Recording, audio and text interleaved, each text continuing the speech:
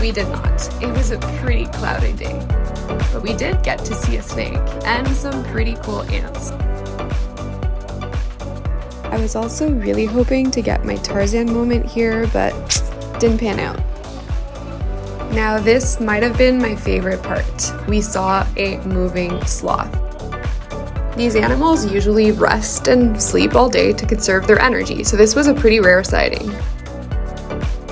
We then ended our day relaxing in the natural hot springs right outside of La Fortuna. Stay tuned for day 3 and our last day in La Fortuna.